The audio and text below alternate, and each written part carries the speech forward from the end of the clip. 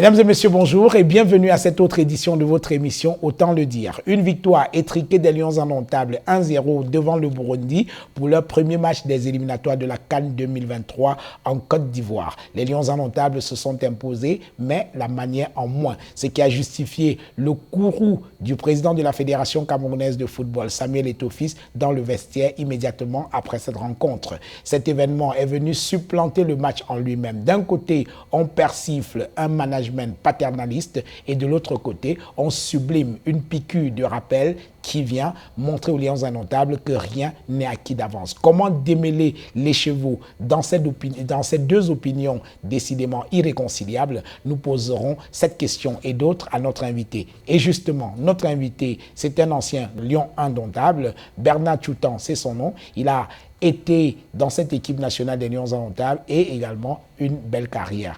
Merci de rester fidèle à Naya TV. Merci de regarder Autant le dire. Bernard Tchoutan, bonjour.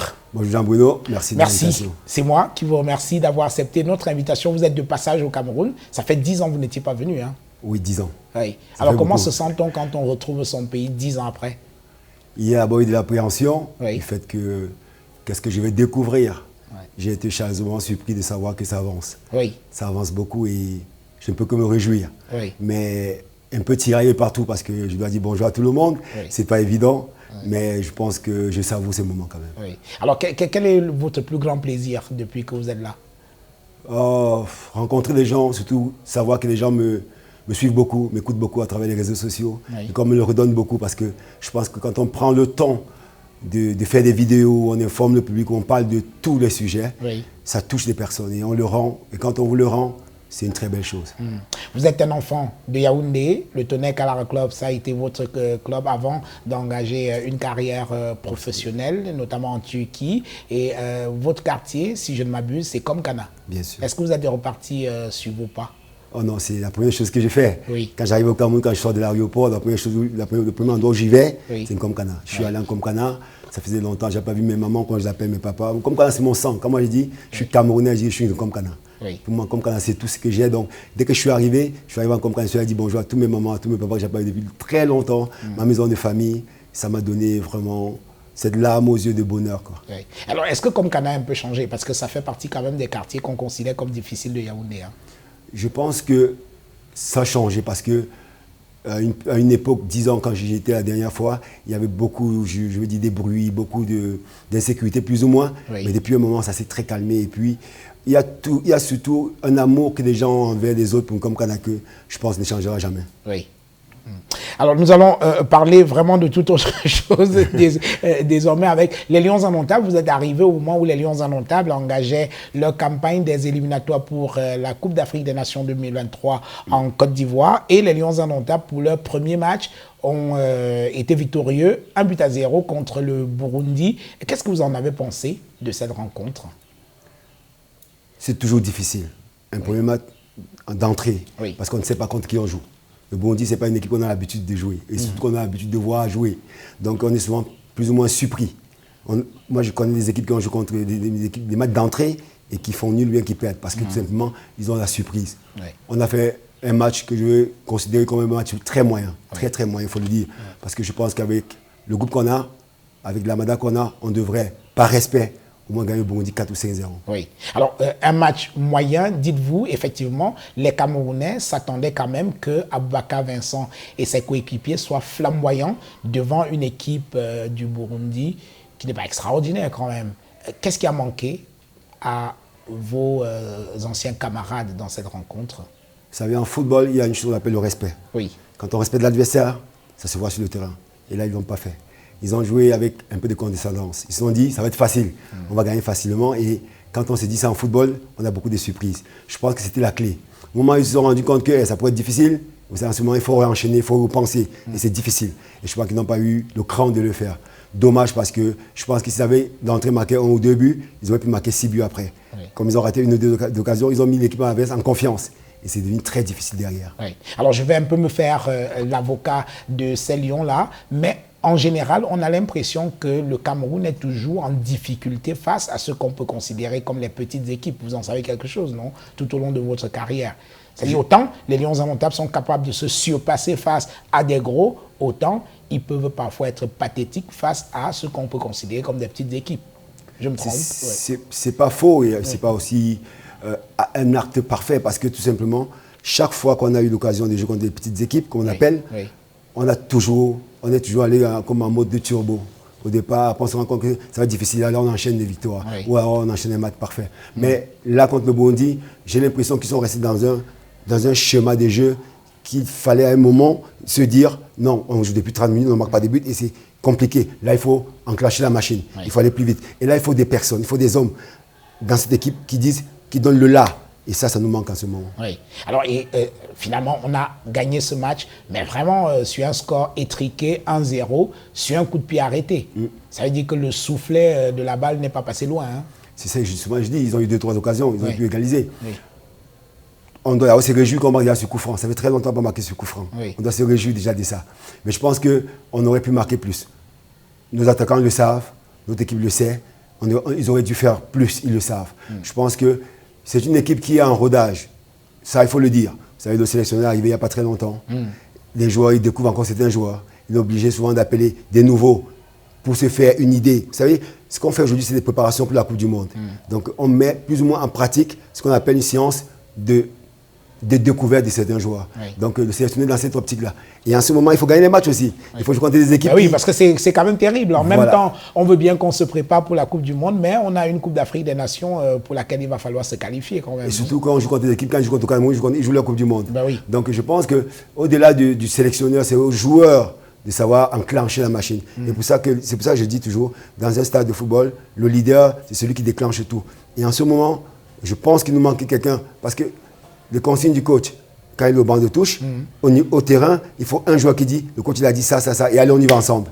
Et en ce moment, il manque celui qui va donner le ton. Et je pense que le sélectionneur travaille dessus. Oui. Donc aujourd'hui, vous estimez qu'il faut encore un véritable leader technique dans cette équipe-là? Au-delà du leader technique, mais quelqu'un qui sait dire, les gars, on calme, les gars, on y va. En général, on avait un garçon comme Fouemark Vivien. À l'époque, il le faisait tellement bien, il sublimait tout. Quand il fallait presser, il disait, les gars, on va. Quand il fallait calmer, il disait, on calme.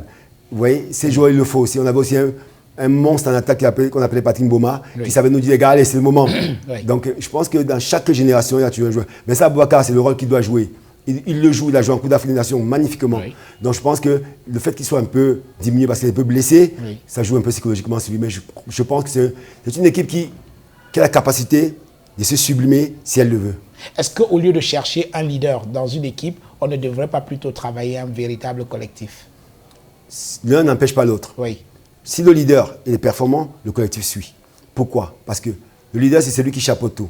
Mais le collectif est la base de tout. Si tu n'as pas un collectif, tu n'as pas un leader aussi. Donc vous voyez que les deux vont de pair. Et je pense que la chance qu'on a, j'ai milité tellement pour ça, d'avoir la tête de notre sélection un footballeur, un ancien footballeur camerounais.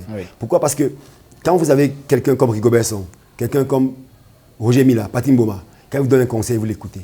Moi, je l'ai vécu avec Roger Mila. Quand Roger Mila nous parlait, son regard, on était heureux de savoir que c'est lui qui nous disait des choses. Quand un ministre, quand un homme politique venait nous parler, ça nous disait presque rien. On n'écoutait pas courtoisie. On ne disait qu'il n'était pas sa place. Voilà. Pourtant, quand Roger Mila parlait, on l'écoutait avec des yeux d'amoureux, quoi. Alors, le fait marquant, et vous faites bien de le dire parce que justement, il y a une prise de parole qui aujourd'hui fait polémique. Le fait marquant de cette rencontre, c'est finalement moins la victoire des Lions indomptables, quoique étriquée, que cette sortie de Samuel Eto'o dans le vestiaire. Je vous propose, Bernard Choutan, mesdames et messieurs, de regarder cette sortie de Samuel Eto'o dans le vestiaire des Lions indomptables immédiatement après ce match des Lions indomptables contre le Burundi. Regardez et nous en reparlons juste derrière. Moi, je ne suis pas content. Je ne suis pas content. Du tout.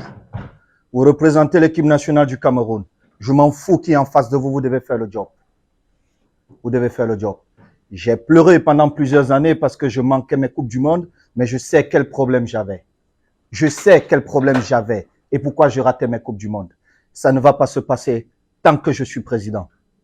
J'ai pris cette présidence pour changer les choses. Et les places seront chères, je vous dis. Personne n'a sa place assurée dans cette équipe. Personne n'a sa place assurée dans cette équipe. Vous devez faire votre job. Celui qui veut venir porter le maillot du Cameroun, il fait son job quand il est dans cette équipe. Sinon, il ne vient pas et je serai content. Je jouerai avec des enfants. J'ai été assis là 26 ans comme vous. Je sais ce que vous pensez. Vous vous dites c'est un salaud, mais j'ai été le meilleur étant assis là. Et je sais pourquoi j'ai raté. Et aujourd'hui, je suis le président. Je vais tout vous donner, même ma vie, pour que vous soyez dans les meilleures conditions. Même ma vie. Et je bagarre avec tout le monde pour vous mettre dans les meilleures conditions. Parce que vous êtes assis là, vous ne savez pas quel bagage est derrière pour vous mettre dans les meilleures conditions. Mais quand on vient, c'est le Cameroun, les gars. Le Cameroun, pour moi, il n'y a rien de plus beau. Il n'y a rien de plus beau. Je donnerai ma vie pour mon pays.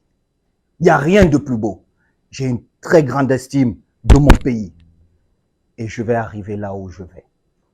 Avec vous ou sans vous. Si vous voulez être dans ce voyage, vous devez vous bouger, les gars. Je vous dis. Parce que cette Coupe du Monde, ne soyez pas sûr que vous serez dans cette liste. Si c'est ce que j'ai vu aujourd'hui, vous ne serez pas dans cette liste. J'ai besoin de plus, les gars. J'ai besoin de beaucoup plus. Parce que moi, je rêve de gagner cette Coupe du Monde. Et tous les problèmes que j'ai connus comme joueur ne vont pas se répéter. Et mon premier choix, c'est d'avoir un groupe humainement bon. Parce que j'ai raté parce que je n'avais pas un groupe humainement bon. Mais j'avais des grands joueurs. Et de très très bons joueurs, les gars, croyez-moi. J'avais des équipes incroyables. Mais le groupe n'était pas humainement bon. Et mon premier défi, c'est que mon groupe soit heureux de vivre ensemble. Heureux de vivre ensemble. Dès que ce groupe sera heureux de vivre ensemble, on va gagner, les gars. Mais par contre, bougez-vous. Maintenant, moi, je m'en fous. Celui qui veut venir ici, c'est selon les règles de la Fédération camerounaise de football. Donc moi, aujourd'hui, et je connais un peu le football. Un peu, les gars. Un peu. Bernard Tutan, vous avez regardé, comme nous, cette vidéo qui est devenue virale, qui fait le tour du monde et suscite des commentaires les plus enflammés. Samuel Eto'o-Fils s'adressant à ses coéquipiers, enfin à ses joueurs, lui en tant que président de la Fédération camerounaise de football, le moins que l'on puisse dire, c'est qu'il n'était pas content. Hein. Je pense que... Et il a dit.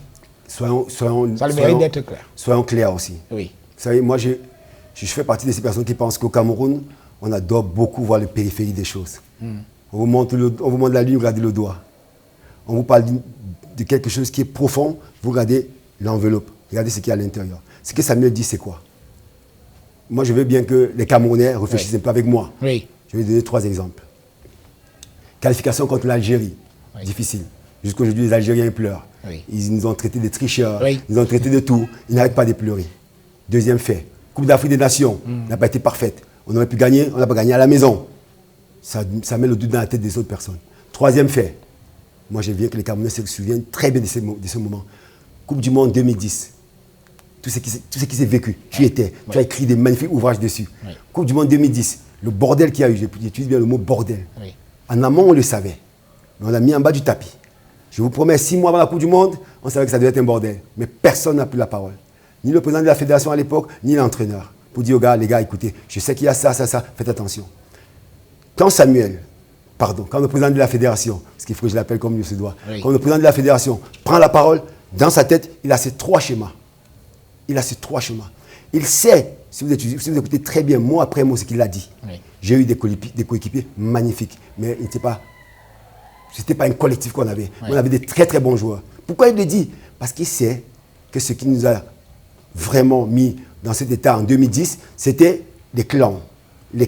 Et on se rend compte qu'aujourd'hui, il y a certaines personnes qui veulent refaire les mêmes choses. Oui. Ah, je préfère jouer avec tel, pas avec l'autre. Donc quand le président de la fédération prend la parole, c'est pour dire à ces personnes que je n'accepterai pas ça dans mon équipe. Mais ceux qui n'ont pas joué au football, ceux qui ne connaissent pas les vestiaires, ne peuvent pas comprendre. Moi, j'aurais été heureux en tant que joueur d'avoir un président qui a tient ce discours. Parce que quand je rentre chez moi, je réfléchis, j'ai dit la raison.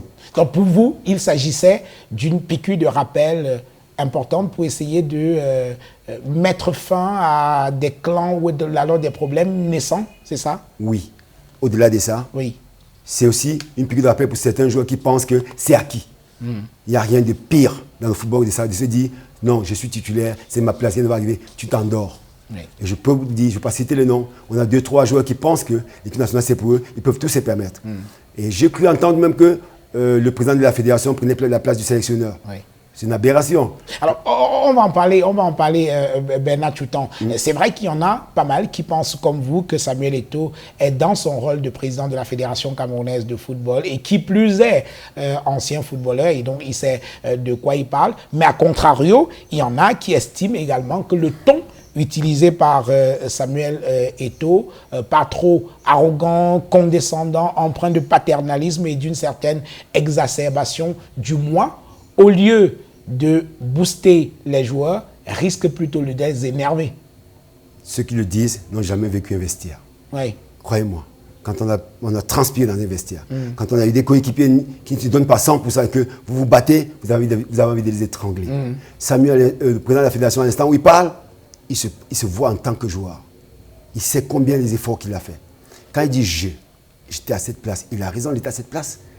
Il s'est battu pour avoir cette place, il s'est battu pour devenir ce qu'il était, il s'est battu pour devenir où il est aujourd'hui. Donc arrêtons de jouer avec les mots. Au Cameroun, on est très friand du changement. Ça fait peur, mais le changement c'est une belle chose, c'est comme une nouvelle femme, une nouvelle copine qu'on a, ça donne les ailes. C'est ça qu'on doit voir. Le président de la fédération, quand il s'adresse à ces jeunes joueurs, vous n'allez pas voir un seul joueur qui va se plaindre, même pas un seul, parce qu'ils savent que ce discours, c'est ce qu'il fallait au moment où il fallait. Parce que je vous promets une chose, tenir ce discours à ce moment, les joueurs sont repartis chez eux. La prochaine rencontre, vous verrez qu'ils vont venir avec un esprit totalement différent. Celui des concurrents, celui de « je ne suis pas sûr d'avoir ma place ». Ça, c'est très important. Quand tu n'es pas sûr d'avoir ta place, tu te bats pour avoir cette place. Et je peux vous dire, quand j'ai regardé le match contre le Burundi, j'avais l'impression que personne ne s'est battu pour sa place. Alors, sur le fond du discours de Samuel Eto'o, effectivement, il peut ne pas être d'accord avec la qualité du jeu, malgré la victoire. On peut être d'accord là-dessus. Mais sur la forme, sur la manière, vous n'y voyez aucun problème? Non, je ne trouve pas. Parce que c'est une polémique. C'est comme je disais, c'est le périphérique. Oui.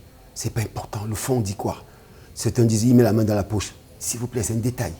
Oui. Il aurait pu croiser les mains, on aurait dit, il se croise les doigts. Il aurait mis les mains, on aurait dit, il fait. On aurait trouvé toujours une excuse. Je dis bien aux Camerounais, ce discours, garde-le. Il est d'anthologie. Dans 10 ans, vous allez me dire ce discours, les gens vont prendre ça pour exemple. Surtout les présidents des fédérations, les présidents des clubs. Parce que le footballeur, aujourd'hui, c'est un enfant gâté. Excuse-moi de le dire. Moi, j'ai joué au football. Quand je jouais au football à mon époque... si ça vient de vous, c'est tant mieux. Parce que vous êtes footballeur. Moi, je le dis. Tout le monde sait que moi, je suis quelqu'un qui dit ce qu'il pense. Ça, aucun doute là pour dessus. Je ne marchandise pas ma parole. Je dis toujours ce qu'il pense. Les footballeurs, aujourd'hui, certains, c'est vraiment des enfants gâtés. À une époque, on a joué au football, où on jetait les maillots par terre, il fallait prendre des maillots. Très peu de personnes ont le courage de le prendre. Nous, on prenait. On allait sur le stade, on défendait les Lions plus que personne. On était prêt à donner, comme le président a dit, donner notre vie pour l'équipe nationale du Cameroun. Certains aujourd'hui ne le font pas. Et c'est pour ça que cette piqûre de rappel est tellement bienvenue que moi, j'ai dit au président, j'ai envoyé un message au président, président, merci beaucoup, c'est ce qu'il fallait. Oui. Alors, est-ce que le problème, finalement, de cette polémique qui continue de enfler, qu'on le veuille ou non, c'est sur la place publique, est-ce que finalement, le problème de cette affaire, ce n'est pas la publicité qui a été faite de cette vidéo, parce que c'est quand même tout ce qu'il y a de plus officiel. C'est le site internet de la Fédération camerounaise de football qui a diffusé cette vidéo-là, et beaucoup estiment que en le faisant, on a participé à désanctuariser un peu le vestiaire qui devait être quelque chose, un véritable sanctuaire. C'est marrant. Oui. Parce que pendant la Coupe d'Afrique des Nations, le même site a diffusé des vidéos où le président de la fédération motivait les joueurs. Oui. Tout le monde applaudissait. Oui. Ah, c'était parfait. C'est comme un enfant à qui tu donnes le chocolat tous les jours. Oui. Le jour, il fait une connerie, tu donnes une claque, il dit, oh, pourquoi tu me donnes une claque? C'est la même chose, excusez-moi. Oui. Il a diffusé pendant la Coupe d'Afrique des Nations des vidéos où il disait, rêvez, rêvez, vous êtes les meilleurs. Tout le monde applaudissait. Et pourquoi quand il se comporte comme un enfant gâté, il ne doit pas les tirer les cheveux? Oui. C'est ça, le management. Le management, c'est prévoir. Oui. Et c'est ça que le président de la fédération il fait. Il prévoit, il ne veut pas que quelque chose arrive dans 6 mois. C'est ça qu'il fait. Et en même temps, il protège le sélectionneur. C'est aussi son rôle. Le sélectionneur, c'est comme un père d'enfant. Il protège, il protège. Et le président de la fédération, il est au-delà du père d'enfant. Oui. C'est lui qui le père fouettard. Il donne, mais parfois il fouette. C'est normal. Alors, vous parliez du sélectionneur tout à l'heure. Qu'auriez-vous fait si vous étiez à la place de Rigobert Song? Comment vous seriez-vous senti par rapport au discours de Samuel et la polémique qu'il y a aujourd'hui? Je peux vous dire une chose, c'est que je ne veux pas dire qu'il savait que le président allait le faire, oui. Mais il s'attendait à une chose pareille. Parce que lui, en tant que sélectionneur, il sait très bien que sa fonction l'empêche de faire ça. Parce qu'en tant que sélectionneur, qu'est-ce qu'il fait? Il doit maintenir son groupe. S'il parle comme ça aux joueurs, certains vont se sentir frustrés parce que c'est le sélectionneur. Mais par contre, quand c'est le président de la fédération qui parle, il n'a aucun engagement avec eux. Pourtant, le sélectionneur, c'est celui qui les appelle tous les jours dans la chambre, 1 contre 1, pour parler du football, parler des tactiques. Si maintenant tu parles comme ça à tes joueurs en tant que sélectionneur, ils le prennent mal. Mais quand c'est le président de la fédération qui parle, il trouve ça normal. Et en plus de ça, il protège le sélectionneur. Parce que, je dis bien, c'est une équipe, c'est un duo. Et le duo doit marcher comme ça. Oui. Alors, est-ce qu'il n'y a pas, à votre avis, ce que François Sengaku appelait à l'époque du conflit Biya-Ahidjo, il parlait de grignotage de position. Est-ce que l'attitude de Samuel Eto'o, ne peut pas être interprétée comme une forme de grignotage de position par rapport à Rigobert Song? Non, parce vous ne percevez pas la chose comme ça. Parce que c'est défini. Oui. C'est défini les rôles. Je peux vous dire, je ne connais pas. Moi, j'ai la chance de les côtoyer les deux. Oui. Aujourd'hui, les côtoie encore les deux. Je ne me vante pas, mais je le dis, c'est vrai. Je n'ai jamais vu un duo qui fonctionne aussi bien. Je vais vous prendre un exemple qui est simple. Ça, je le dis, je ne sais pas ce qu'il veut que je le dise, mais je le dis. Le président de la fédération. Faites. Bon, hier, je lui parlais avec lui. Il était à Bafoussam hier. Il allait voir un match régional. Il a vu un joueur qui est tellement bon, un petit qui était tellement bon, 17 ans. Il m'a dit, grand frère, j'ai pris mon téléphone, j'ai appelé le sélectionneur, regarde ce joueur. C'est le rôle du président de la fédération. Il voit un joueur, il dit au sélectionneur, regardez, à la fin, c'est le sélectionneur qui va décider. Mais au moins, le président de la fédération, il joue son rôle. C'est comme ça que ça marche. Il faudrait que les Camerounais comprennent une chose, c'est qu'aujourd'hui, Samuel Eto'o, moi je ne le dis pas parce que j'ai la chance. Tout le monde sait que c'est pas tu étais mon meilleur ami, c'est mon petit frère. Quand je dis tout ce que je pense, quand je ne suis pas d'accord, je lui dis ça. Mais je peux vous dire, aujourd'hui, au Cameroun, on a peut-être l'homme qu'il fallait, qu'il faut et qu'il faudra demain à la place de la fédération. Vous avez commencé votre carrière, on vous a vu au Tonnerre Calara de Yaoundé, ensuite vous avez eu une carrière professionnelle. Est-ce qu'on a déjà vu ça dans un club où un président vient tenir ce type de discours? C'est juste pour comprendre. Je vais vous dire une chose. Est-ce qu'on voit souvent ça dans les clubs? Je raconte une anecdote. J'adore les anecdotes parfois. Oui. Même si parfois elles sont blessantes. J'adore les anecdotes. Je veux bien. Je vous raconte une histoire. Oui. Je ne sais pas si certaines personnes connaissent ce qu'on appelle Roger Mila. Oui. Roger Mila était directeur technique à l'époque. Roger Mila entrait dans nos vestiaires contre le Zimbabwe à Yaoundé. On faisait un mauvais match en premier mi-temps. Il nous a attrapé le col, un tiré comme ça. Il dit, qu'est-ce que tu fais? Il me pousse au mur. Et Kala, qu'est-ce que tu fais? Il pousse au mur. Il était prêt à nous frapper. Ça, c'est Roger Mila. C'était très martial. Si on avait filmé ça et mettre à l'extérieur, je suis sûr que les Camerounais tuaient Roger Mila. Pourtant, on avait besoin de ça, cette piqûre à ce moment-là. Quand on est sorti, la deuxième mi-temps qu'on a fait, c'était pas pareil. C'est ça. À une époque, il n'y a pas de caméras. Oui. Donc, vous pensez que ce type de discours est parfois motivant pour les joueurs? C'est toujours motivant. Oui. Le joueur sait que ce discours-là a besoin. Oui. Le footballeur, quand tu le caresses beaucoup, crois-moi, il s'endort. Le footballeur a toujours besoin que de temps en temps, on le titille. Oui. Et ça, plus que jamais, cette génération, c'est une génération que j'adore. Ils savent, on les aime trop. On veut qu'ils donnent le meilleur d'eux-mêmes. Et pour ça, on est obligé de leur dire souvent les vérités. Oui. Alors, il faut aussi dire que Samuel Eto'o a placé quand même la barre assez haut. Il ne vise pas moins que le trophée de la prochaine Coupe du Monde au Qatar. Évidemment, quand on se fixe des objectifs aussi importants, parfois, on peut rudoyer ses collaborateurs pour atteindre les objectifs, c'est ça? Je dis, gouverner, c'est prévoir. Oui. La motivation, elle vient d'un rêve. Rêver, c'est toujours, mon papa me disait toujours, rêve grand, rêve plus grand que ce que tu peux atteindre. Oui. Et c'est ce que Samuel nous donne dit. Et donne à tout le pays, le Cameroun, que oui, on parle en Coupe du Monde, pas pour faire la figuration, pour faire mieux que les quarts de finale. On peut le faire. Nos grands frères l'ont fait, pourquoi pas nous? Je vous donne les moyens de le faire. Et on voit comment ils travaillent pour donner les moyens à ces jeunes joueurs. Vous avez vu la Coupe d'Afrique des Nations? Vous n'avez pas entendu un joueur qui a pris des primes. Moi, j'ai joué 15 ans en équipe nationale du Cameroun. Et je ne me souviens pas d'un tournoi que j'ai joué sans problème. En 15 ans, j'ai connu tous les problèmes. Oui, les problèmes de primes, c'était pratiquement classique. Voilà. Oui. On a vu une Coupe d'Afrique des Nations sans problème. Même pas un jour. Ça veut dire quoi? Il prévoit. Et nous, les Camerounais, devons l'accompagner. Je pourrais dire à certaines personnes, moi, je le fais volontairement parce que je sais que c'est pour le bien du football camerounais. Et on a la chance d'avoir un président de la fédération. On doit se vanter. Moi, je dis aux gens, vantons-nous. Moi, en tant que footballeur, je me vante partout. Je dis, président de la fédération, Samuel Eto'o, je suis heureux. Je le dis à qui veut l'entendre. Parce que je sais que ce qu'il va faire, c'est pour le bien du football camerounais, surtout nos petits frères qui sont au Cameroun. Alors, dans la foulée de cette rencontre contre le Burundi, Samuel Eto'o a pris un acte nommant Patrick Mboma, ambassadeur des Lions Indomptables. Je pense que c'est ça le poste. Alors, c'est quoi, à votre avis, le job description de Patrick Mboma à cette fonction-là? pour schématiser, Oui. on a Rigobertson, Oui. sélectionneur. Oui. On a Raymond Kala, manager. Oui. Nous savons que c'est deux personnes qui sont des hommes de terrain et qui ne communiquent pas. On se plaint souvent que le président est trop au vestiaire, il parle beaucoup. Je pense qu'il va peut-être aussi laisser Bouma parler maintenant. En tant qu'ambassadeur, c'est aussi ça. C'est celui qui sait aller écouter les joueurs, aller écouter les sélectionneurs et qui peut avoir un discours différent avec le président, qui a un regard, étant en tribune, étant un peu retiré, qui a un regard panorama. Il regarde un peu partout, il voit et il apporte. Il est le lien entre le football et le monde qui n'est pas football. Oui. Parce que vous savez, parfois, les footballeurs sont dans une bulle. Et il faut souvent les secouer. Et Patrick Mboma, c'est lui qui va permettre qu'ils reviennent sur terre. Parce que lui, il a vécu et il a toujours été un coéquipier fantastique. Oui. Donc moi, je me suis réjoui et je n'ai pas hésité de le féliciter directement parce que je sais que c'est l'homme qu'il faut à la place qu'il faut. Alors, beaucoup voient en lui quelqu'un qui peut-être va permettre au Cameroun de récupérer une bonne partie de ses binationaux. On peut mettre également cette fonction à l'actif de Patrick Mboma.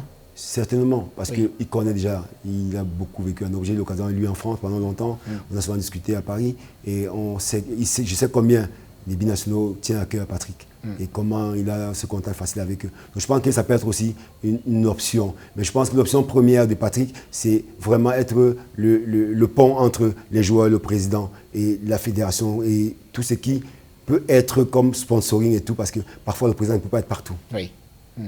Alors, et vous pensez que Patrick, il a le profil de l'emploi? Oh, plus que jamais.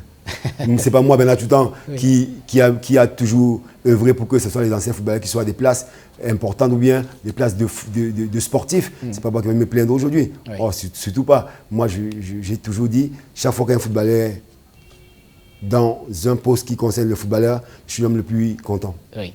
Je vous propose, Bernard Toutan, de prendre une petite pause et nous revenons dans quelques secondes pour la suite de cette émission.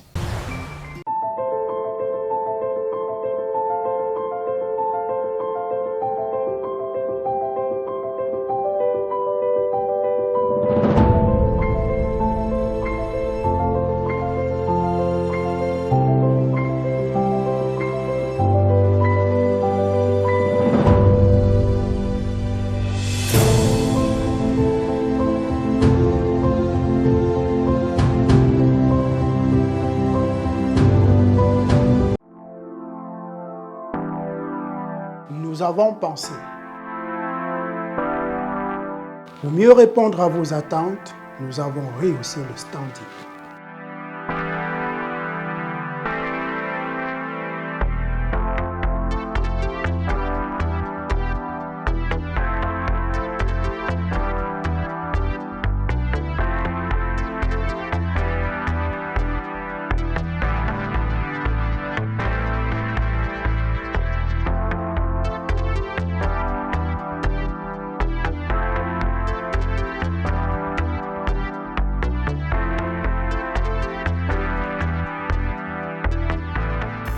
Hôtel Le Quai d'Orsay.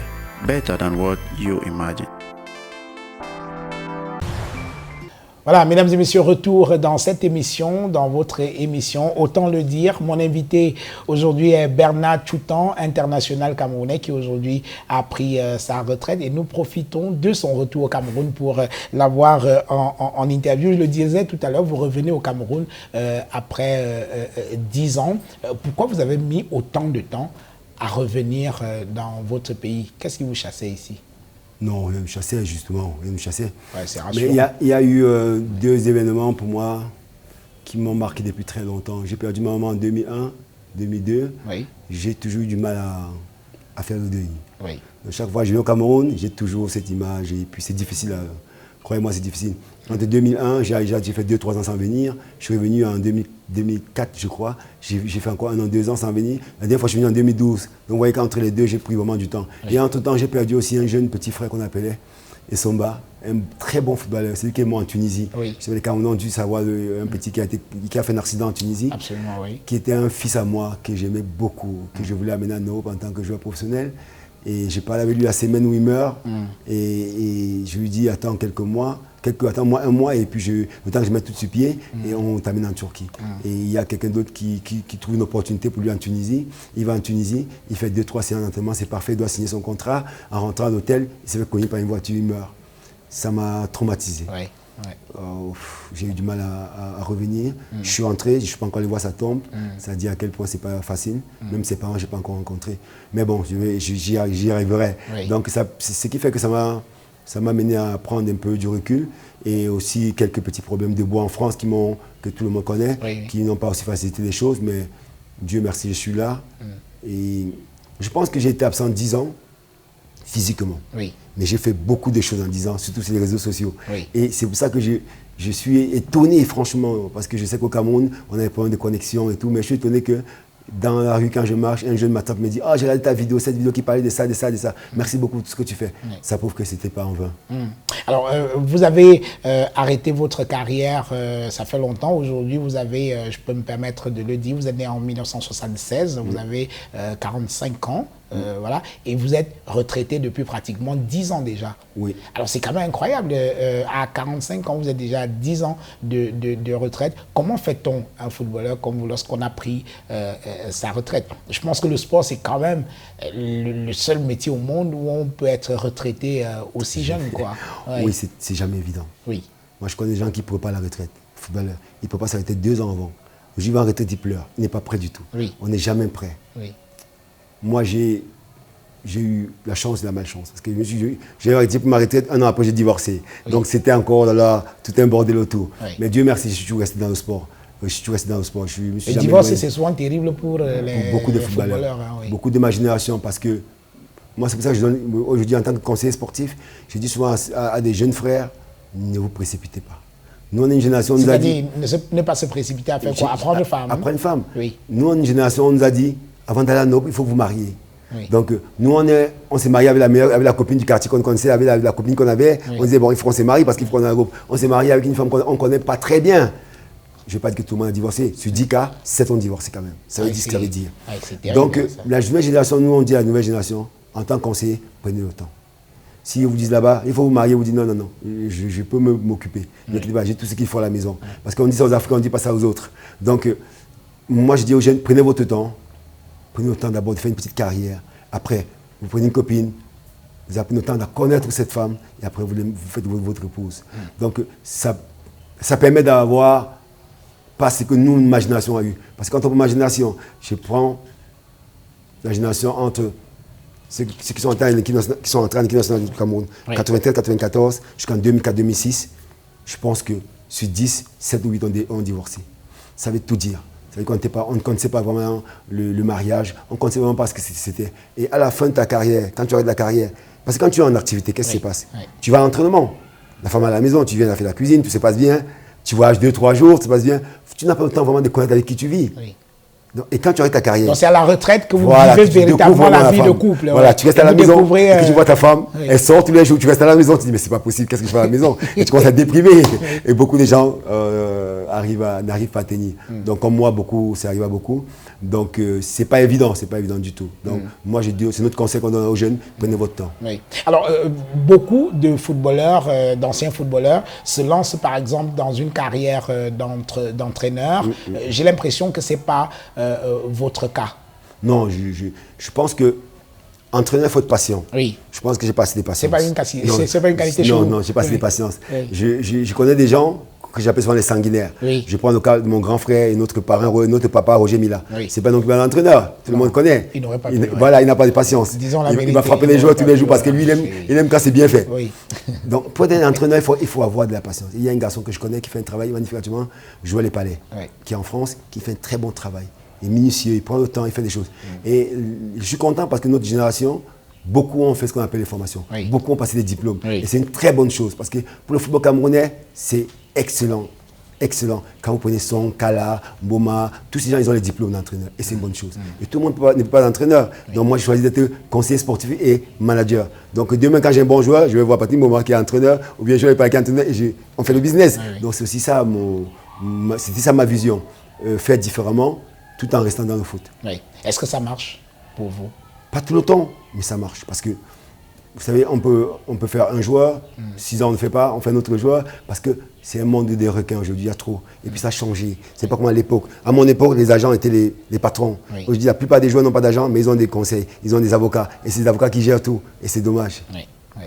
Alors aujourd'hui, quand vous regardez votre carrière avec les Lions Indomptables, qu'est-ce que vous gardez comme le plus beau souvenir de votre carrière d'international camerounais? Avec les Lions Indomptables. Coupe d'Afrique des Nations 2000 au Nigeria. Oui. C'est gagner un trophée, une Coupe d'Afrique des Nations pour son pays. Il n'y a rien de plus, je veux dire, fascinant. Oui. La beauté de l'amour que les gens vous apportent. Après le trophée, quand vous rentrez au Cameroun, vous arrivez à Simané à l'aéroport, le monde, les Camerounais sont là, ils vous donnent cet amour. Je pense qu'il faut le vivre pour le comprendre. Il n'y a rien de plus j'ai dit fascinant, mais je pense qu'il y a le mot au-dessus, quoi.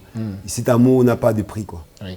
Est-ce que vous pensez, parce que à une époque, vous étiez quand même le chouchou du public camerounais, hein? Est-ce que cela vous donnait une responsabilité particulière? Oui, chaque fois que j'entrais dans un stade de foot, je disais toujours qu'il fallait que je fasse plaisir à ce peuple. Oui. Mais je viens d'une génération où on jouait en étant au quartier. Moi, j'étais international camerounais, je jouais encore au Tonnerre. Oui. J'étais encore au Cameroun. Donc, j'avais les amis du quartier, j'avais les copains du quartier. C'était un défi. Je savais que si je faisais un mauvais match, quand je rentrais au quartier, j'allais me faire allumer. Oui. Donc, quand j'entrais dans un stade, il fallait que je donne 100%. Donc, c'est pour ça qu'on avait cette relation qui est particulière. Je vois ma génération, je vous promets, hein, aujourd'hui, dans la rue, quand je rencontre n'importe qui, on me parle Cameroun, Zimbabwe, Cameroun, Angola, Cameroun, Gabon. On me parle des matchs comme ça. Oui. Ils te donnent la liste de 11 entrants de cette époque-là. Aujourd'hui, ce n'est pas le cas. Pourquoi? Parce que cette nouvelle génération, la plupart jouent en Europe. Elle n'a pas vécu en Afrique. Oui. Elle n'a même pas vécu au Cameroun. Elle n'a pas joué en première division. Nous, on était cette génération qui avons joué Canon Tonnerre, Tonnerre Diamant. Oui. Ce qui vous rendait très populaire et sur le plan local. Oui, il me souvient, si vous m'arrêterez, si je me trompe, qu'une fois, c'est le public qui a revendiqué votre sélection au sein de cette équipe nationale, non? Oui, en 98. En 98. Ce qui ne s'est pas fait, mais c'est vrai que je faisais partie de cette génération et j'étais peut-être celui qui avait marqué 2-3 buts importants pour qu'on se qualifie. Absolument. Donc après, j'ai pas été sélectionné. Oui. Bon, après, j'ai cru en temps qu'ils ont fait même une marche ici. Oui. J'ai rencontré un jeune qui m'a montré une cicatrice une fois, qui m'a dit c'est à cause de cette marche que je suis blessé, parce qu'un policier m'a frappé et m'a blessé. Oui. Donc ça prouve que les Camerounais, ils savent. Marcher quand même pour demander la sélection d'un joueur, ça c'est fort. Hein? C'est fort quand même, c'est fort. On me le rappelle tous les jours, croyez-moi. Oui. Ça fait partie quand même de quelques événements qui ont marqué aujourd'hui l'histoire du football camerounais. Alors, ancien joueur du Tonnerre de Yaoundé, est-ce que vous avez les nouvelles de votre ancien club? Oui, je prends à travers un groupe, on est un groupe Facebook, des supporters du Tonnerre Yaoundé, anciens footballeurs, il y en a beaucoup. Oui. Et on échange tout le temps. Oui. Comme je suis là, c'est pas terrible 7 ans là-bas. Hein. Non, comme je suis là, je vais essayer de jouer mon rôle, celui de rassembler. C'est pas évident. Vous savez, c'est au-delà du sport. Comment peut-on expliquer comme ça, un club, un vieux club comme le Tonnerre de Yaoundé aujourd'hui qui rase les murs, je ne sais même pas s'il y a un siège au Tonnerre de Yaoundé, c'est quand même terrible. Qu'est-ce qui n'a pas marché? Je pense qu'au-delà du Tonnerre, avec toute cette constellation de joueurs qui est passée par là, et qu'aujourd'hui, il n'y a rien qui rappelle le Tonnerre de Yaoundé. C'est quoi le problème? Au-delà du Tonnerre, c'est le problème de beaucoup de clubs camerounais. Absolument, oui. Canon de Yaoundé, Union des Douala, les équipes mythiques, Dynamo. Absolument. Toutes ces équipes, Racine et Bafoussam, un problème, c'est qu'au Cameroun, on n'a jamais compris. C'est pour ça que je dis, plus que jamais, on doit embrasser le président de la fédération. Parce que c'est ce qu'il est en train de faire. Il est en train de nous dire, on peut faire des choses, mais il faut vouloir et pouvoir. C'est incompréhensible qu'une équipe comme Tonnerre, qui a vendu tant de joueurs en Europe, tant de joueurs, et qui prenait toujours, pendant des années, 15% à chaque transfert. Si on prend le cas de Rigobert Song, qui a peut-être fait 4-5 équipes, imaginez 15% à chaque transfert, l'agent qui gagnait Tonnerre. Donc c'était un manque de volonté. Oui. À l'époque, jusqu'aujourd'hui, les présidents des clubs ont un manque de volonté. Parfois, je dis souvent, je les appelle souvent des énergumens. Et quelqu'un m'a dit un jour, mais pendant tout le temps, vous allez fort. Vous appelez les présidents des clubs énergumens. J'ai dit, je suis gentil. Oui. Je peux aller plus loin encore. Parce qu'on n'arrive pas à comprendre. Je parle souvent, le Tchad à côté. Oui. Vous allez à Dolisie, au Congo. On paye les joueurs $3 000, $4 000, $5 000. Tout puissant Mazé me paye les joueurs $15 000. faut pas me dire qu'au Cameroun, pas payer un joueur à 100 000 francs CFA. En même temps, on a perdu une génération de présidents de clubs qui venaient dans cette affaire pas pour essayer de se faire un petit matelas financier. On a des gentils fonctionnaires aujourd'hui qui sont présidents de clubs, j'ai rien contre des fonctionnaires, mais qui gagnent à peine bien leur propre vie à eux, mais qui viennent diriger un club, c'est pas possible. Une aberration. Oui. Tu peux pas diriger un club où il faut mettre de l'argent quand tu n'as pas de l'argent. Oui. Donc, on a perdu l'époque des présidents mythiques, Ongwanzi, Zundiak, Zouklo, voilà, le général Semengue, qui venaient quand même dans cette histoire avec beaucoup de passion, non? C'était des passionnés. Oui. Moi, je me rappelle, le général Semengue, il vendait la maison pour venir payer les joueurs de tonnerre, il vendait sa maison à lui. Oui. C'est parce qu'il était tellement passionné. Il aimait le football. Et ils ont eu, à cette époque, autour d'eux, pas des stratèges. Il n'y avait pas des managers des clubs.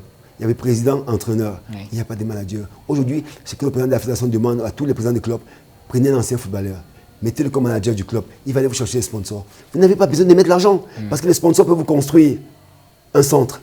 Le sponsor peut vous construire un siège. Donc, c'est juste une question de volonté. Et les présidents des clubs ne veulent pas. La preuve, prenons un exemple qui est aberrant encore une fois de plus. Oui. Le CHAN, il y a 2 ans, je crois il y a 2 ans, 2, 3, 4 ans, on a joué le CHAN au Cameroun. Nos petits frères ont fait quelque chose d'énorme. Après 1 an sans championnat, ils ont fait un magnifique tournoi du CHAN ici. Tout le monde a applaudi. Mais qu'est-ce qui s'est passé 4 semaines plus tard, les présidents du club se sont réunis entre eux et ont estimé que le salaire minimum de 100 000 francs CFA, c'était trop, mais qu'il fallait payer les joueurs au SMIC. La polémique qui s'est fait. Oui. C'est pour vous dire à quel point ces gens sont inconscients. Oui. Mais après, aujourd'hui, le football a évolué. L'époque où un individu portait sur lui tout seul un club, mettait ses propres moyens dans le club, aujourd'hui, c'est terminé. Donc, il vaut mieux structurer les équipes en véritable entreprise avec des actionnaires et tout. Mais pour cela, il faudrait qu'il y ait une structure, une lisibilité dans les comptes, ainsi de suite. C'est pour ça que je dis encore une fois de plus, professionnalisation. Je reviens encore à lui, Samuel Eto'o, président de la fédération. Oui. Il nous le prouve tous les jours. Regardez les contrats qu'il a fait en 6 mois. Orange, MTN et encore plusieurs contrats. Comment il fait? Il négocie, il va chercher les sponsors. Il vous dit en tant que président du club, si vous ne pouvez pas venir vers moi, je vais vous aider. Ça vous coûte quoi? Au Cameroun, on est souvent trop gonflé. Je le dis avec tout le respect que j'ai pour eux. Oh, Samuel Eto'o, c'est un jeune, il a joué au football, c'est un petit frère, pourquoi je vais aller vers lui? Mais non, moi je sais poser mon sac où je prends. Oui. Si je suis président du club, je n'ai pas moyen d'avoir un sponsor et que le président de la fédération peut me permettre d'avoir un sponsor, je vais voir le président du club, le président de la fédération et je dis que je n'ai pas de moyens, il va m'aider. Et en ce moment, moi je serai un grand président parce que j'aurais mis de l'argent pour aider mes joueurs. Moi, je serai un salarié. Donc je n'arrive pas à comprendre comment les présidents du club ne réalisent pas à quel point ils ont la chance de l'avoir. En même temps, vous avez joué à une époque où on allait encore au stade. Je pense qu'à votre époque, on pouvait encore avoir 15 000 ou 20 000 spectateurs dans les stades. Mais pourquoi? Mais aujourd'hui, quand on fait 5 000, on crie qu'il y a du monde au stade. Mais pourquoi? C'est incroyable, c'est une dégringolade. Pourquoi on faisait 15 000, 20 000? Parce qu'il y avait cet amour du football entre président et joueur, entre joueur et entraîneur, entre entraîneur et public.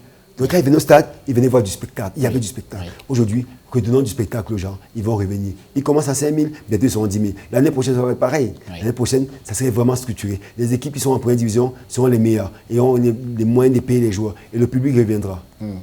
Parlons encore en un mot de votre carrière. Donc, quand vous êtes parti du Tounek à la club de Yaoundé, ça a été pour la Turquie. 4 saisons en Turquie. Alors, quel est le souvenir que vous gardez de votre passage en Turquie? Je dis et je répète encore, l'amour des gens. Je suis quelqu'un qui est très attaché au symbole. Et quand les gens vous reçoivent chez eux, en Turquie, la porte est toujours ouverte. Oui. Un voisin vous appelle, oh, je suis arrivé les 6 premiers mois, je vivais tout seul. Et je ne mangeais jamais chez moi. Oui. Je mangeais chez la voisine du bas. Tous les jours, avec ses enfants, ils faisaient à manger, j'allais manger. Tous les jours. Pendant 6 mois, je peux vous dire, ça c'est la Turquie. C'est des gens qui sont passionnés, des gens qui aiment, ils aiment les hommes, ils aiment l'être humain. Et moi, je pense qu'en matière de football, c'est ce qu'on devrait avoir. Bon, c'est dommage qu'il n'y en a pas trop aujourd'hui, mais la Turquie, c'était vraiment ça les souvenirs. Oui. Alors, on a l'impression, quand on regarde les footballeurs qui sont tellement occupés que lorsqu'ils arrivent dans leur pays pour travailler, parce que vous êtes là pour travailler, évidemment, ils n'ont pas le temps de découvrir du pays, d'essayer de comprendre la culture du pays. Est-ce que vous avez pu trouver quand même le temps de découvrir du pays, d'essayer de comprendre la Turquie? Oui, moi j'ai eu cette chance parce que je pense que les footballeurs aussi laissent croire ça. Le footballeur, c'est l'homme qui a le plus de temps. Ah oui? Croyez-moi, oui, parce qu'on s'entraîne en début de saison 2 fois par jour, souvent 3 fois, c'est là où vous êtes en stage bloqué. Dès que la saison a commencé, vous entraînez 1 fois par jour. Donc vous êtes tout le temps après. Quand ce n'est pas l'entraînement, c'est match. Donc on a le temps en semaine. Mais beaucoup restent à la maison, ils préfèrent faire autre chose. Moi, j'avais toujours... Ils sont devant la télé, la voilà, devant la télé, PlayStation. PlayStation. Moi, je ne connais même pas jouer à PlayStation aujourd'hui, je ne sais pas jouer à ça. Donc moi, je prenais toujours le temps d'aller dans une bibliothèque. J'allais toujours apprendre la langue. Moi, tous les pays où j'ai joué, Turquie, Ukraine, on parle russe, je parle russe. Asie, Israël, par tous les pays où j'ai joué, en Hollande, je parle hollandais. Dans tous les pays où j'ai joué, je parle la langue. Parce que tout simplement, je me suis donné les moyens. Oui. Je me suis donné les moyens de parler les langues parce que j'ai... Et donc vous parlez turc? Je parle turc, très bien. Oui. Je parle turc. J'ai parlé dernièrement avec Suleiman ou à l'hôtel. C'était marrant parce qu'il y avait des Turcs. Ils ont pris des photos avec nous. C'était très drôle. Et c'est toujours drôle quand j'arrive dans un pays. Une anecdote encore une fois de plus. J'arrive en Hollande, en venant de la Turquie. Et vous savez qu'en Hollande, vous avez une grande communauté turque qui vient d'Allemagne. J'arrive dans un restaurant. Je ne parle pas turc. Dès que j'arrive, bonjour monsieur, bonjour. Je parlais français aussi un peu. Vous avez quoi comme viande et tout. Et directement, il va à son ami, il dit en turc que oh, mais le noir, il va encore me déranger. Oui. Il dit ça en turc, mais ce n'est pas un seul moment que j'écoute ce qu'il dit. Je reste tranquille. Donc après, je me dis, vous avez quoi comme viande? Il me dit du poulet et tout. Je commande un, il me donne le kebab, comme on appelle ça, je prends. Quand je sors, je lui dis merci beaucoup, hein. Mais je lui dis ça en turc. Il a son ami, il dit sans blague. Et puis je lui dis bonne chance. Il me dit, Kadesh, stop. Il me dit arrête-toi. Je m'arrête, je reviens, il me dit assieds-toi. Soit pète, on va causer. Il m'offre un thé, on a papoté pendant des heures. Et jusqu'aujourd'hui, Ayran est mon ami jusqu'aujourd'hui. Oui. C'est fascinant. Alors, la Turquie a aussi eu une bonne quantité de footballeurs camerounais. Hein. L'un des derniers qui fait la fierté du Cameroun, c'est Webo. Qui a été joueur, qui est aujourd'hui entraîneur, dont je pensais vraiment qu'il aurait pu être là aussi. C'est un des futurs entraîneurs de l'équipe nationale du Cameroun. C'est un garçon qui travaille bien, il faut le dire. C'est pour ça que j'ai dit tantôt que c'est une très bonne chose que nos joueurs passent des diplômes. Webo est arrivé, je pense que je fais partie de ces Camerounais. Je fais partie de l'un des premiers Camerounais qui a joué en Turquie. Moi, j'ai joué en Turquie en 1994. Il n'y avait même pas de Camerounais. Je sais que dès que je suis arrivé, et je peux lui dire bonjour à Alioune Boukar. Mon manager à Bayram Toutou à l'époque, il me demandait un gardien. Je dis va chercher Alioune Boukar. C'est comme ça qu'on va chercher Alioune Boukar. Alioune Boukar amène d'autres personnes. Et quand je regarde bien, il y a au moins eu 50 Camerounais qui ont joué en Turquie. Après moi, quoi. Rigobert Song est passé par là. Voilà. Apparemment, lui, il ne parle pas bien turc, ou alors pas du tout. Il est un peu têtu, il faut le dire. Monsieur sélectionné un peu têtu. Il faut le dire. Je le salue en passant.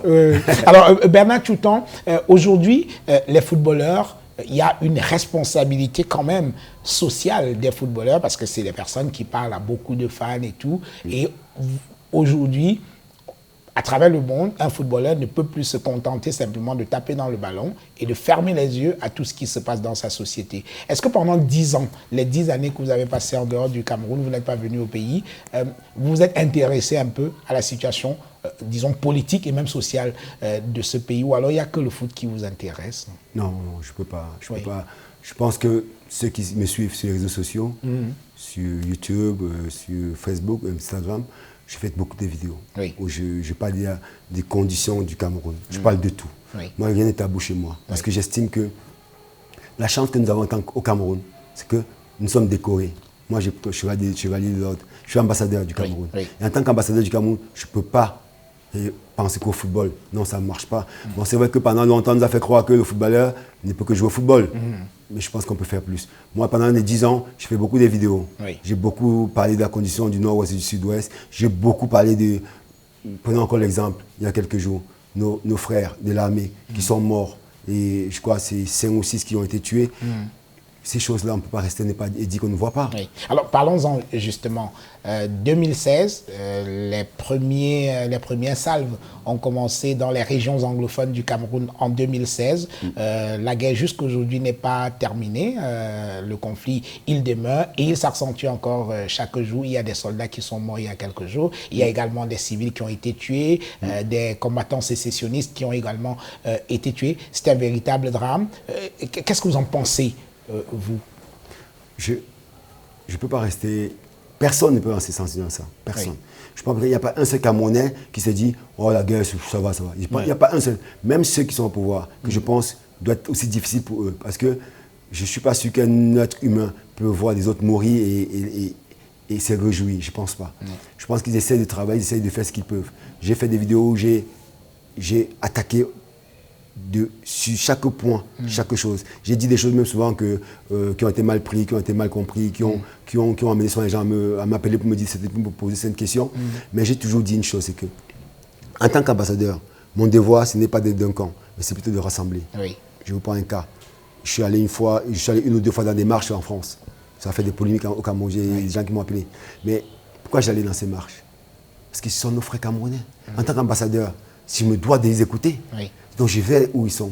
Qu'est-ce qu'il y a? Ils me posent des questions. Est-ce que le fait qu'on vous ait critiqué d'avoir participé à certaines marches de l'opposition, notamment en France, cela vous a amené à regretter ce que vous avez fait? Non, parce que, vous savez, j'ai lu un livre que j'adore. Je vais appeler les Camerounais à le lire. Oui. C'est un livre de Desmond Tutu qui parle de la réconciliation en Afrique du Sud. Comment c'était dur. Moi, j'ai eu cette chance de lire ce livre. Et j'anticipe toujours les choses. Moi, quand je vais dans cette marche, j'anticipe. Parce que je sais que demain, on va se réconcilier. Et qui va les tendre la main si ce n'est pas Bernard Toutan qui est venu les voir? Moi, c'est comme ça que je réfléchis. Autant je suis allé les voir, autant j'ai vu ce qu'on appelle les patriotes. Marie-Claude et certains à Paris qui sont des patriotes. J'ai rencontré, j'ai discuté avec eux. La question que je leur ai posée, c'est pourquoi? Ils me disent, ceux qui marchent, qui se revendiquent, non, parce qu'on en a marre de ça.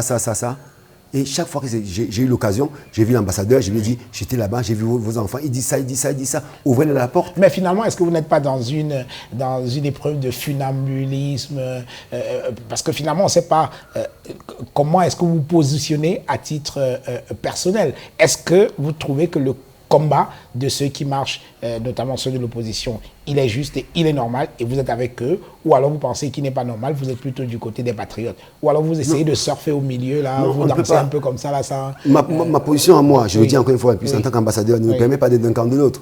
Je le dis sincèrement, ça ne me permet pas, parce que ça serait logique.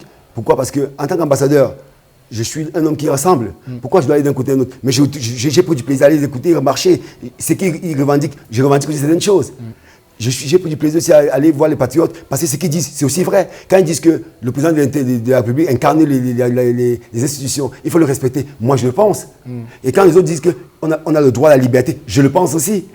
Donc, vous voyez, ce n'est pas facile de faire ça. Mais je pense qu'on se doit de dire à tous les deux la vérité. Moi, j'ai dit aux autres, ceux qui vont marcher, quand je vais avec eux, j'ai dit, c'est bien beau, vous revendiquez, vous faites ça, mais ouvrez la porte aussi au dialogue. Allez voir l'ambassadeur, expliquez à l'ambassadeur ce que vous faites. Quand je vais voir les autres, je dis, écoutez, c'est bien beau ce que vous dites, mais dites aussi aux autres que ces enfants, ils revendiquent ça. Au Cameroun, ça ne marche pas. Donc, c'est ça aussi mon rôle en tant qu'ambassadeur. Je ne peux pas d'un clan. Mais ça n'empêche que certains footballeurs sont d'un clan. Ils ont pris un parti quelque part. Mais c'est le droit. Et ça, je respecte. Et je suis même d'accord avec ça. C'est ça. Je dis souvent aux gens, notre problème au Cameroun, c'est qu'on n'est pas politisé. On ne connaît pas la politique au Cameroun. Et c'est dommage. Parce que j'aurais aimé, comme quand vous allez au Sénégal, vous voyez comment, on appelle ça le Parlement, où il y a des arbres, ils sont assis en bas et ils parlent politique à des enfants. Des grands parlent de politique à des enfants. Ils apprennent. Moi, j'aimerais qu'au Cameroun fasse ça à nos petits frères. Quand on dit à nos frères que je peux être de l'opposition, je peux être contre le gouvernement, mais sans autant manquer de respect au gouvernement, parce que c'est le gouvernement qui est là. Je peux être dans le gouvernement et je suis contre l'opposition sans manquer de respect à l'opposition. Parce que c'est ça. Moi, j'ai toujours dit, et je le répète encore, un pays se doit d'apprendre à ses enfants à être libres. Parce que c'est vraiment ce qu'on appelle la richesse d'un homme, c'est la liberté. Moi, ma liberté n'a pas de prix. Ma liberté n'a pas de prix. Je peux le dire au Cameroun, je peux le dire en France, ma liberté n'a pas de prix. Mais le dire, ce n'est pas que je dois manquer de respect à ceux qui me gouvernent. Parce que ma liberté s'arrête au niveau où ceux qui me gouvernent, la liberté commence. Donc c'est ça aussi, savoir faire comprendre aux gens qu'on peut être d'accord. Vous savez que certains m'ont envoyé des messages quand j'ai fait une vidéo pour soutenir Samuel Eto'o à l'époque, quand il voulait se présenter. Il m'a dit, oui, comment tu peux soutenir Samuel Eto'o parce qu'il a appelé à voter, De grâce. Oui, il avait appelé à voter pour le président. Le président a plus. De grâce, ne mélangeons pas tout. Il a le droit de le faire en tant qu'individu, il a le droit de le faire en tant que Camerounais, et j'ai le droit de le soutenir en tant que candidat président de la fédération, parce que je sais ce qu'il va faire comme travail. Donc on ne mélange pas tout. Mais je le dis encore une fois de plus, on doit mener des combats qui sont justes. Alors, il y a très peu de footballeurs, justement, qui ont le courage de prendre la parole dans l'espace public pour s'exprimer sur la situation politique du Cameroun. Alors, après, la couleur de leurs opinions ne nous intéresse pas, mais de le dire parce que c'est quand même des gens qui représentent une bonne partie de la société. Est-ce que vous le regrettez qu'il n'y ait pas assez de footballeurs pour prendre la parole, pour donner leur avis sur la marche des affaires dans ce pays? J'ai souvent appelé à faire mes vidéos. Oui. J'ai fait une vidéo, je crois que c'était sur Garbo. Garbou, oui. Ouais. Garbou, Où quand j'ai il y a eu appelé- le massacre voilà, de Garbou. où Oui. j'ai appelé mes frères à s'indigner. Oui. Mais quand on dit indignons-nous, ce n'est pas s'indigner contre le gouvernement. Indignons-nous, c'est faire comprendre que nos petits frères qui sont morts, nos mères, ça blesse, c'est blessant. Et c'est utiliser les moyens qu'il faut, nous, en tant qu'ambassadeurs, d'aller vers nos grands frères. Parce qu'aujourd'hui, Bernard Chouton, j'étais quelques jours avec un grand frère à nous qui est un grand patron ici au Cameroun, de la police. Je suis allé le voir, je dis, grand frère, je sais tout le travail que vous menez. Ce n'est pas facile.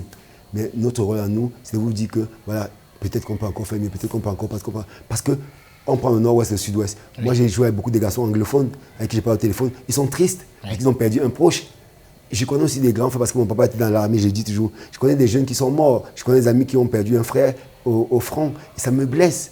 Et de dire que nous, on ne peut pas parler de ça, c'est vraiment pas sérieux. Oui. On se doit, nous, d'être concis. Ce n'est pas d'envenimer, de faire quoi que ce soit, non. Mais c'est de faire comprendre à nos frères anglophones qui prennent des armes que non, vous avez tort. Vous ne pouvez pas prendre les armes contre votre pays. Ça ne marche pas. Vous ne pouvez pas tuer vos frères militaires. Qu'il y ait des bavures des militaires, ça peut arriver, c'est un conflit. Et quand l'armée reconnaît qu'on a fait une bavure, on applaudit et on dit à l'armée, ça peut arriver. Parce que nous, en football, on joue au football. Ça veut dire qu'on fait des erreurs.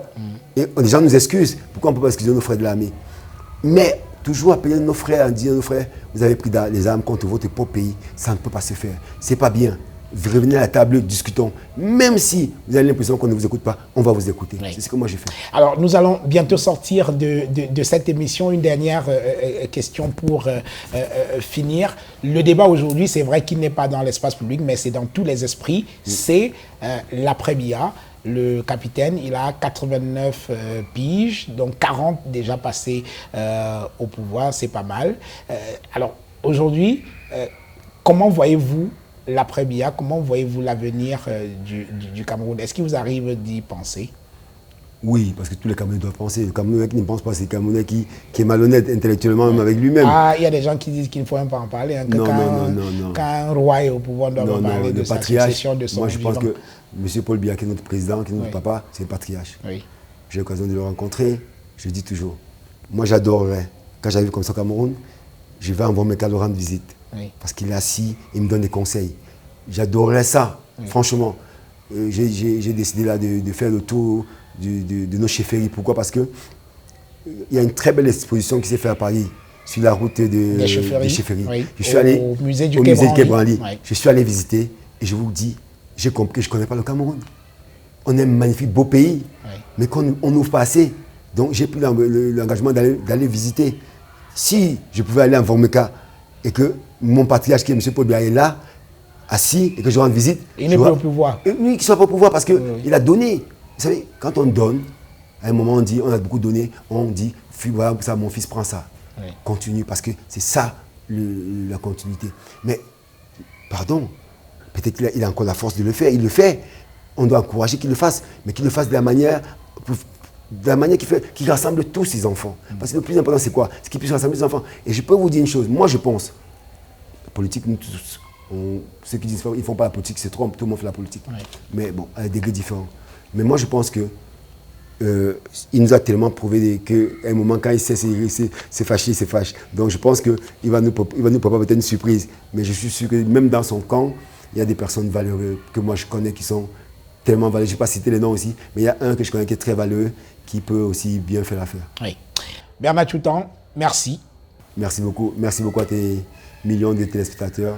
J'ai eu l'occasion de regarder tes émissions et je peux te promettre, c'est un plaisir pour moi d'être ici aujourd'hui. Merci infiniment d'avoir accepté notre invitation. Avant de conclure définitivement cette émission, juste une petite revue de la littérature sportive dans cette émission. Je vous propose ce magnifique ouvrage de Secret Footballer. C'est un ouvrage anonyme qui a été écrit sur le football professionnel en Angleterre, sur la Premier League. Et vous savez que le football, c'est vraiment un gros business. Et c'est un ouvrage qui est anonyme. Il y a juste quelques privilégiés du milieu du football qui connaissent qui est ce secret footballeur. Il raconte un peu les travers et tous les petits business qu'il y a dans le monde du football en Angleterre. Zinedine Zidane, dans la tête de Zinedine Zidane, c'est un ouvrage qui essaye d'analyser et de comprendre un footballeur parmi les plus secrets au monde, alors que c'est quelqu'un qui a une magnifique carrière, non seulement de joueur, mais également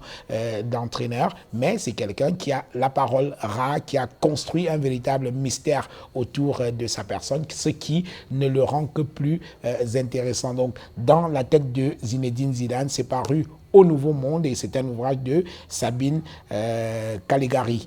Et enfin, l'un des plus grands phénomènes du football mondial, Messi, superstar, qui est arrivé pour sa première saison en France. Ça n'a pas été terrible. On attend de voir la saison prochaine pour voir si Messi va confirmer son statut de Messi du football. Magnifique ouvrage paru aux éditions Marabout que je vous conseille vivement. Voilà, mesdames et messieurs, merci d'avoir regardé Autant le dire. Je vous donne rendez-vous la prochaine fois pour une autre édition et ce sera bien sûr avec le même plaisir.